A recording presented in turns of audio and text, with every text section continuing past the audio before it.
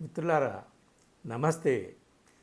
బీహార్ ఎలక్షన్స్లో first phase polling ముగిసింది. Bihar elections రెండు కూటముల మధ్య జరుగుతున్నటువంటి పోటీ. మధ్యలో జనస్వరాజ్ పార్టీ ప్రశాంత్ కిషోర్ వచ్చాడు. ఇది ఏమవుతుంది ఏమిటి అనేటటువంటిదే మొత్తం చర్చ అంతా ఆ చుట్టూ జరుగుతుంది. కానీ అక్కడ నుంచి బీహార్ నుంచి వస్తున్నటువంటి గ్రౌండ్ రిపోర్టు ఏ విధమైనటువంటి బయాస్ లేకుండా చెప్పేటటువంటి ఇండిపెండెంట్ జర్నలిస్టులు చెప్తున్న మాటలు వింటూ ఉంటే అక్కడ రెండు కూటముల మధ్య కాదు, ఇద్దరు గుజరాతీలకి ఇద్దరు బీహారీలకి మధ్య జరుగుతున్న అసలు లడాయి ఇది అని తేలిపోయింది. తాజా రిపోర్ట్స్ చూస్తే నాకు అర్థమవుతుంది ఇది. సరే, నవంబర్ 14 ఏమవుతుంది, ఎలక్షన్ కమిషన్ ఏం చేస్తుంది మనకు తెలుసు, పోల్ మేనేజ్మెంట్ ఎలా జరుగుతుంది అని మనకు తెలుసు. కానీ ఈ లడాయి చివరికి ఎట్లా తేలిందంటే ఫస్ట్ ఫేజ్ పోలింగ్ అయ్యేటప్పటికి ఇది ఇద్దరు గుజరాతీలకి ఇద్దరు బీహారీలకి మధ్య జరుగుతున్న లడాయిగా అయిపోయిందండి. ఏమిటది? ఎవరా ఇద్దరు గుజరాతీలు అంటే మీరు ఊహించగలరు, మోడీ, అమిత్ షా. మరి ఇద్దరు బీహారీలు ఎవరు? ఇదే ఈ వీడియోలో మనం చెప్పుకోవాలి. మనకందరికీ షాకింగ్ న్యూస్ అన్నమాట. అయితే దానికంటే ముందు ఒక విషయం చెప్పుకుందాము. మీరు కూడా ఫాలో అవుతూ ఉంటారు. 64.66% ఓటింగ్ జరిగింది బీహార్లో. ఫస్ట్ ఫేజ్ పోల్ అని అనండి. ఫస్ట్ ఫేజ్ పోలింగ్ 64.66 అంటే ఇది చాలా మామూలుగా కామన్గా అనిపించవచ్చు మనకి. 70%, 75%, 80% చూసిన వాళ్ళు మనకు తెలియదు.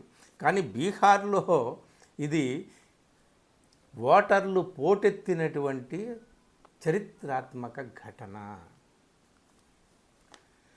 ఇది 2000లో 62.7% అనేది 2000లో హయ్యెస్ట్.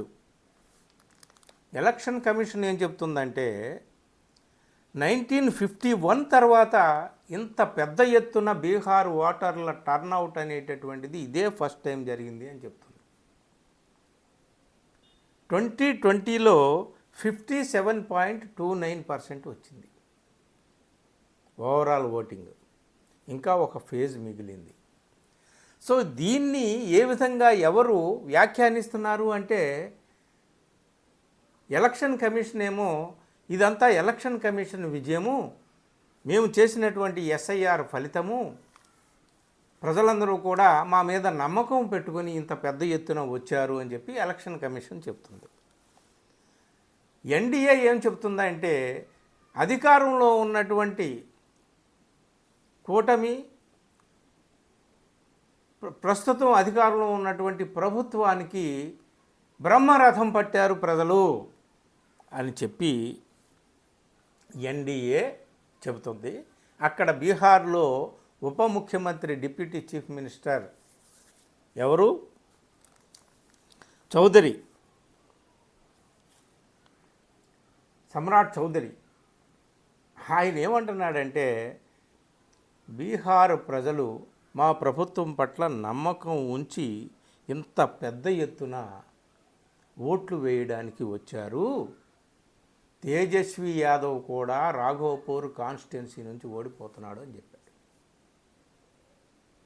ఎన్డీఏ వాళ్ళు మా పట్ల సానుకూలంగా ప్రజలు స్పందించినటువంటి తీరుకు ఇది ఉదాహరణ అని చెప్పి వాళ్ళు చెప్తున్నారు, ఎలక్షన్ కమిషన్ చెప్తున్నారు.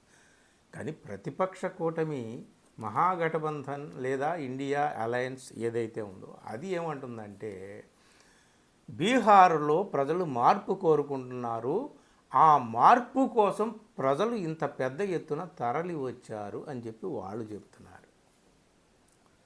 సరే, పార్టీల నాయకులు, ఈ కూటముల నాయకులు వాళ్ళు ఏం చెప్తున్నారనేది మనకు అనవసరం. కానీ అక్కడ నుంచి వస్తున్నటువంటి గ్రౌండ్ రిపోర్ట్ ఏం చెప్తుంది? ఇండిపెండెంట్ జర్నలిస్టులు వాళ్ళు చేసినటువంటి ఇండిపెండెంట్ సర్వేలు ఇవి ఏం చెప్తున్నాయంటే మిత్రులారా, ప్రజలు అక్కడ మార్పు కోరుకుంటున్నారన్నమాట నిజము. ఎన్డీఏ వాళ్ళేమో మాకు మద్దతు కోసమే ఇంత పెద్ద ఎత్తున వచ్చారు అని చెప్పి వాళ్ళు అనుకుంటున్నారు. ఎందుకంటే మహిళలు పెద్ద సంఖ్యలో వచ్చారు. 10,000 రూపాయలు ఖాతాలో పడ్డం అంటే మామూలు విషయం కాదు. ఒక మహిళ 10 రూపాయలు చేతిలో చూడడం అనేటటువంటిది కనా కష్టం బీహార్లో. అట్లాంటిది 10,000 రూపాయలు చూసింది. మరి ఆ మహిళలు పెద్ద ఎత్తున తరలి వచ్చారు. వీళ్ళు ఎవరికి ఓటు వేస్తారు? ఖచ్చితంగా నితీష్ కుమార్కి, జేడీయూకి లేదా ఎన్డీఏకి అనుకూలంగానే ఇదంతా వచ్చిందని చెప్పేసి వాళ్ళ వ్యాఖ్యానం. కానీ మిత్రులారా, గ్రౌండ్ రిపోర్ట్ ఏం చెప్తుందంటే బీహార్లో ప్రజలు మార్పు కోరుకుంటున్నారు. ఈ 20 సంవత్సరాల్లో నితీష్ కుమార్ పట్ల ఎంత అనుకూలత ఉన్నప్పటికీ కూడా బీజేపీ పట్ల చాలా వ్యతిరేకత ఉంది. ఇది యాంటీ ఇన్కంబెన్సీ ఓటు. కానీ యాంటీ ఇన్కంబెన్సీ అంటే విచిత్రంగా అక్కడ అధికారంలో ఉన్నటువంటి ప్రభుత్వానికి, ఆ ప్రభుత్వంలో ఉన్న కీలకమైన పార్టీలకి యాంటీ ఇన్కంబెన్సీ ఉంటుంది, వ్యతిరేకత అనేది. విచిత్రంగా ఏమిటయ్యా అంటే అక్కడ ప్రభుత్వంలో కీలకమైనటువంటి పార్ట్నర్ జేడీయూ, దాని నాయకుడు ముఖ్యమంత్రి నితీష్ కుమార్, ఆయన పట్ల వ్యతిరేకత లేదు.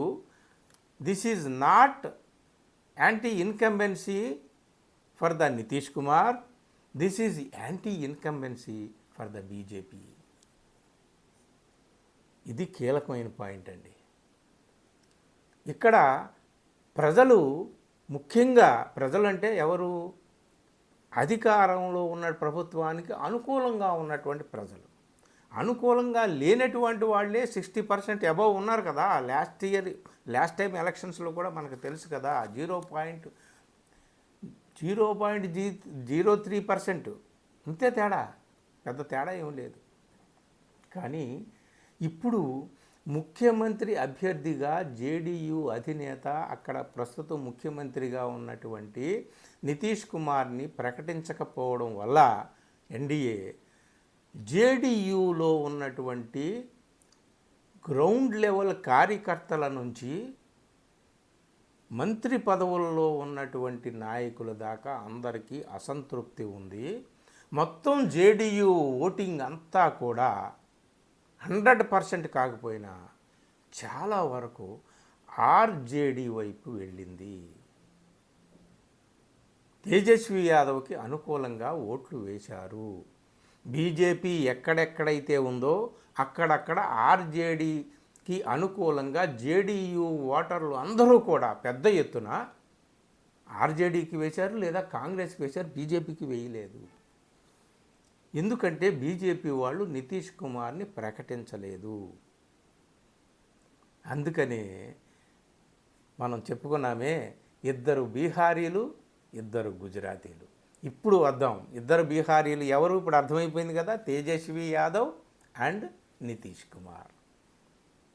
వీళ్ళిద్దరూ లోపాయికారిగా ఇద్దరికీ తెర వెనక ఒప్పందం జరిగిపోయింది.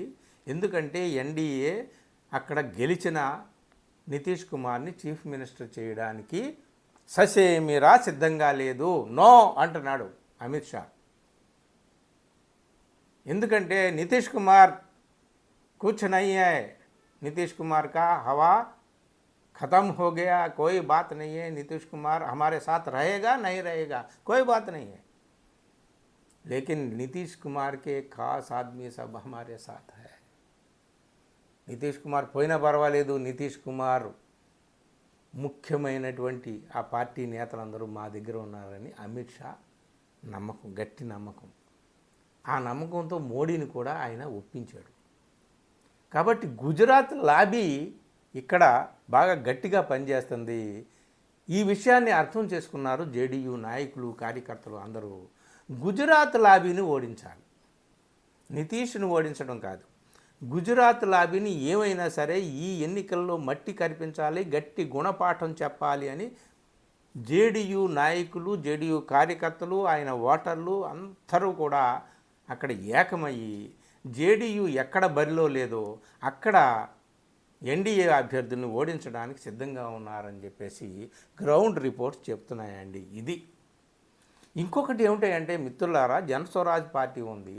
నిజంగా ఆ పార్టీ కోసమే ప్రజలందరూ ఇంత పెద్ద ఎత్తున వెల్లువలాగా వచ్చి ఓటింగ్ వేశారా ఏమిటి అనేది మనకి 14వ తేదీన మాత్రమే తెలుస్తుంది. కానీ ఓవరాల్ గ్రౌండ్ రిపోర్ట్ చూస్తే ప్రశాంత్ కిషోర్ ఓట్లు చీలుస్తున్నాడు, ఖచ్చితంగా డెంట్ పెడుతున్నాడు, పెద్ద దెబ్బ వేస్తున్నాడు. ఎవరికి అంటే బీజేపీ వాళ్ళకే వేస్తున్నాడు.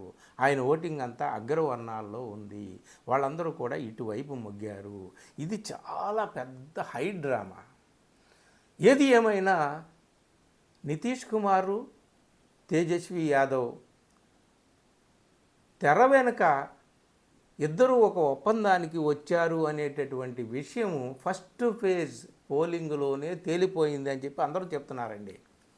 అందుకనే ఇద్దరు బీహారీలు, ఇద్దరు గుజరాతీలు, వీళ్ళ మధ్యనే అసలు లడాయి ఇప్పుడు జరుగుతుంది. సెకండ్ ఫేజ్కి ఏం చిత్రం మారుతాయి? ఎందుకంటే అపర చాణక్యుడు కదా అమిత్ షా, ఆయన ఏం చేస్తాడో మనకు తెలియదు.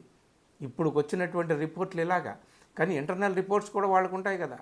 దీని ప్రకారం వాళ్ళు ఏం స్టాండ్ తీసుకుంటారో బహుశా ఈ రెండో ఫేజ్లో బహుశా నితీష్ కుమార్ని ముఖ్యమంత్రిగా ప్రకటిస్తారేమో, మనకు తెలియదు. ఏది ఏమైనప్పటికీ కూడా ఇది ఇండియా అలయన్స్కి అలాగే ఎన్డీఏకి మధ్య జరుగుతున్న లడాయి కాదు, ఇద్దరు బీహారీలకి, ఇద్దరు గుజరాతీలకి మధ్య జరుగుతున్న లడాయిగా మారిపోయిందండి. ఫస్ట్ ఫేజ్ పోలింగ్ తర్వాత అర్థమైపోయింది.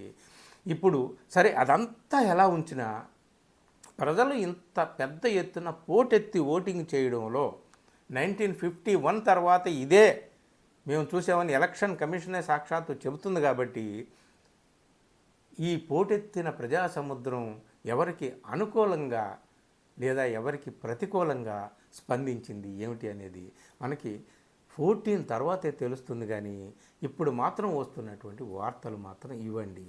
నిజంగా ఇట్లా జరిగితే తర్వాత 14 తర్వాత ఏం జరుగుతుందో ఏమిటో అనేది మనకు తెలియదు. కానీ ప్రస్తుతానికి అక్కడ మార్పు కోసం ప్రజలందరూ కూడా ఎదురు చూస్తున్నారు.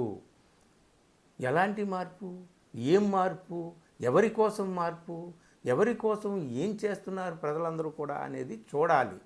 డబ్బు పనిచేస్తుందా, ఎలక్షన్ కమిషన్ పనిచేస్తుందా, పోల్ మేనేజ్మెంట్ పనిచేస్తుందా, లేదా ప్రజలు మా స్వావలంబన మాకు కావాలి, ఒక కొత్త బీహార్ మాకు కావాలి అని చెప్పి తేజస్వి యాదవ్ ఇస్తున్నటువంటి నినాదం వెనక ప్రజలు ఉన్నారా ఏమిటి అనేటటువంటిది మనం చూడాలి. కానీ ప్రస్తుతానికి మాత్రం బీజేపీ చాలా బీజేపీ అగ్రనాయకుల పాదాల కింద భూకంపం పుట్టించిందండి ఈ ఫస్ట్ ఫేజ్ పోలింగ్ అనేటటువంటిది. ఏం జరుగుతుందో చూద్దాం. Thank you.